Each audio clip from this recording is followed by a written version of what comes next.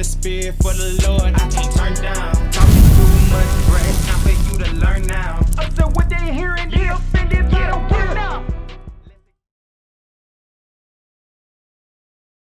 Bro, hey, what's stopping you, man? You say you've been watching for a year, right?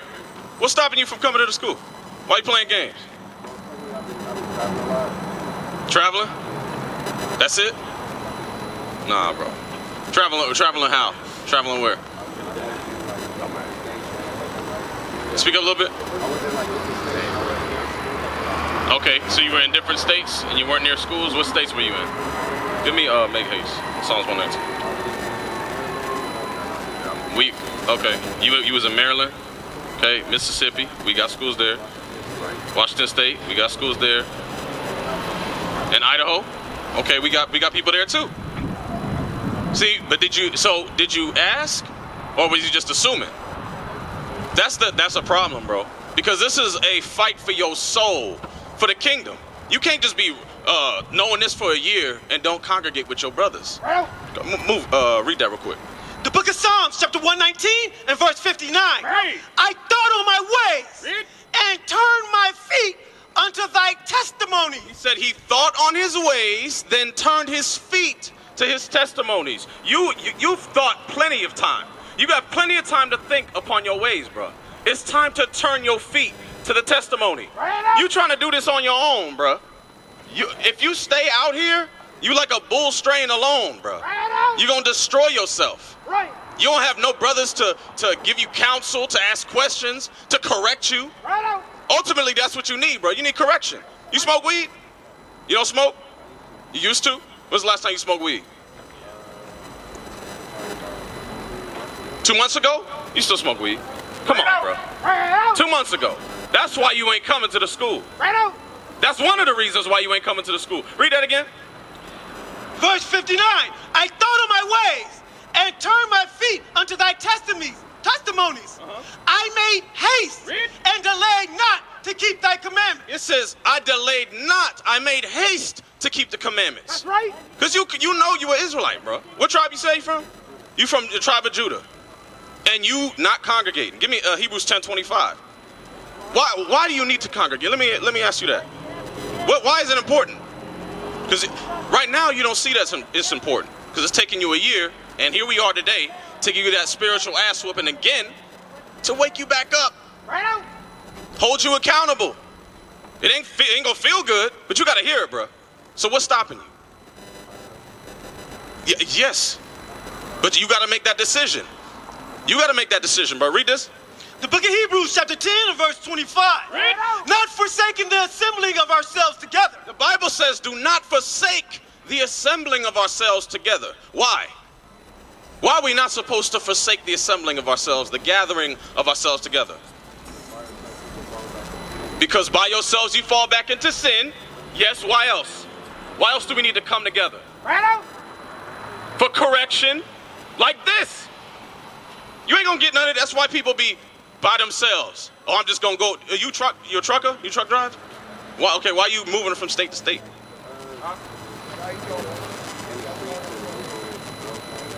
Okay, so you just in the street, you living in the streets? Are you homeless? Okay, so you homeless, and you just moving from woman to woman. Okay, so where you at now? You staying with family? You staying by yourself? Okay, you got your own place. Okay, so you on the street. Got you. You got a job? Okay, so you making them steps to get your stuff in order, right? Okay, it's a process. Read it. As the manner of some is, but exhorting. Verse 25, not forsaking the assembly of ourselves together, as the manner of some is. But it says as the manner of some is, because some people do forsake the assembling of ourselves together, like you were, right? Come on. But exhorting one another. Because if we are together, I can exhort you. If you feeling weak, you going through something, you going through a trial. I'm like, hey, bro, I got you. You need your brothers around you. You need that support system to tell you, hey, you doing wrong here, you doing wrong there. You need help here, I got you. You need a job, I got a brother that can hook you up. Because you keeping the commandments, so there's benefits to keeping these commandments. Come on. And so much the more as ye see the day approaching. What day is that talking about? It says so much the more is it important to congregate as we see the day approaching. What is that talking about? When Christ come back, because what's going to happen? Destruction. But before that, what's going to happen? Because that's the day that's approaching, yes. But what's going to come before that? That's going to be very beneficial to have brothers around you. Fall of Babylon, persecution of the church, Christ's church, the Israelites, to be persecuted. You can't do that alone. Brothers that are doing things by themselves, not congregating, don't know nobody, but yet they profess to be Israelites, they're not going to make it. They're not going to make it. Read that again. And I'm also, Verse 25, not forsaking the assembly of ourselves together, as the manner of some is, but exhorting one another, and so much the more as ye see the day approaching. It says even more as we see the day approaching. Read on. Is there sin willfully right after that? Yep, that's it. Verse 26, for if we sin willfully. Like you are, because you know you're supposed to congregate, but you're choosing to sin willfully. Remember in Deuteronomy, it said, choose thee this day, life or death. So on a daily basis, for a year now, you've been choosing death on a daily basis. You've been choosing to die by not choosing to congregate and making excuses, because you've probably been fornicating with your girlfriends or whatever, right? Smoking weed, defiling your temple. Come on. For if we sin willfully, after that we have received the knowledge of the truth. Hey, if you sin willfully, after you already got the knowledge of the truth, what happened? There remaineth no more sacrifice for sin. There's no more sacrifice for sins for you. It's like you nailing Christ back on the cross. Every time you choose not to come back, it's like you nailing Christ right back on the cross. So what are you going to do? Hey, thou sayest, bro. Let your actions are weighed. Give me, yes, give me that first. And then I want 1 Corinthians 6 for 3. Yep. Yeah, give me that first. Actions are weighed. It's because it's really not about what you say here. It's about what you do after. Right. Because you can talk a good game. Anybody can talk a good game. Right? Just to put a show like you doing something for us, for our ego. But no, this is about your soul, bruh. This is about your soul. Read. The book of 1 Samuel, chapter 2 and verse 3. Bring it out. Talk no more, so exceeding proud. You know what talking so more exceeding proudly is? It's calling yourself an Israelite and thinking like Christ can't put you to death today for you choosing not to keep his commandments. You professing to be an Israelite, but you don't congregate because you want to smoke weed. Do you think he's going to accept that? Hell no. Hell no. Read. Or fornicate, correct. Because I know you've been fornicating too with your girlfriends. How many girlfriends you had this year? Say it again. Oh, you said you was moving with girlfriends. Oh, you said one? Okay. Right, okay, I got you. Come on. Talk no more so exceeding proudly. Read. Let not arrogance come out of your mouth. Like I'm an Israelite. I'm an Israelite. Oh, I know who I am. Because you know what we see? When we come to camp, we do this every week, every day sometimes. We see people say, oh, I know it. Like, bro, you know who you Israelite? Oh, yeah, I'm already knowing. But you knew since 65, and you out here going to the Christian church. You out here with a bald face smoking weed. But you knew that, though. People say that all the time. Oh, I already know. Put the fist up, but we never see him at the school. That's why 2/3 got to get put to death of our people. Come on. For the Lord is a God of knowledge. He's a God of what? For the Lord is a God of knowledge. The Lord is a God of knowledge. That's right. You got knowledge, but you got to use wisdom as well. Come on. And by him, actions are weighed. By the Lord, actions are weighed, bruh. He's going to weigh your actions. It's not what you say.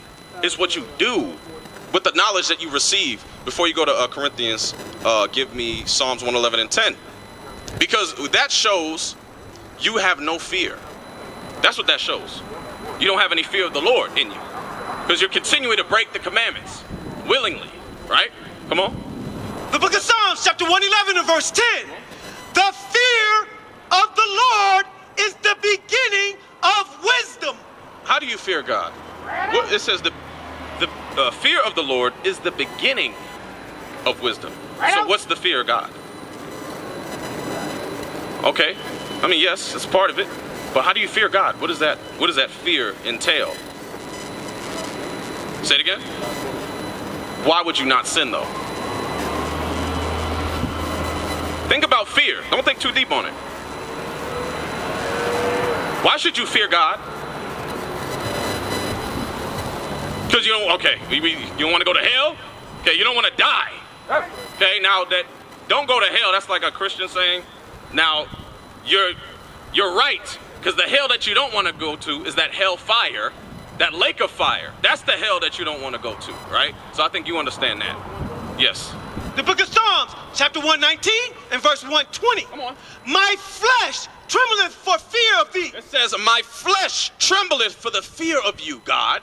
Come on. I am afraid of thy judgment. Because I have fear, I'm afraid of your judgments, Lord. Because I know if I fornicate, I could get put to death. And even before that, I could get STD. I could get HIV. I could get AIDS. I know I'm afraid to smoke weed because I could get lung cancer. Whatever stuff they be getting, you gotta damn talk with a damn microphone in your neck for the rest of your life. Tuberculosis. All this stuff. All these diseases that come from sin, right? Fornicating, not keeping the commandments, period. You need to have fear. The book of Psalms, chapter 110. Correction. The book of Psalms, chapter 111, verse 10. The fear of the Lord is the beginning of wisdom. A good understanding have all they that do his commandments. So the beginning of you gaining wisdom is by having that full fear that, hey, I need to keep these commandments or the Lord gonna put me to death. You need to have that fear instilled in you. And that comes through stages. As you begin to apply these commandments to your life, as you begin to put away those sinful acts, then you start to get understanding because you're starting to apply the commandments in your life. You're starting to be around your brothers who can tell you, hey, don't do this, don't do that. This is what you need to do. Because your life is out of order. It's in disorder. You going from house to house, right? There's a scripture on that. We'll get that soon. Read that. The book of Sirach, chapter 4, sorry, 17? Yes, sir. Verse 17. Read. For at the first she will walk with him by crooked ways. So the she it's talking about is wisdom. Because wisdom is like our kinswoman. That's how we need to esteem wisdom, right? Like if you have a sister, right? You would care for your sister. You're going to watch over your sister, right? To make sure she's protected. You're going to make sure nobody messes with her, right? That's how we need to act towards wisdom. When it says she, it's talking about wisdom. Read.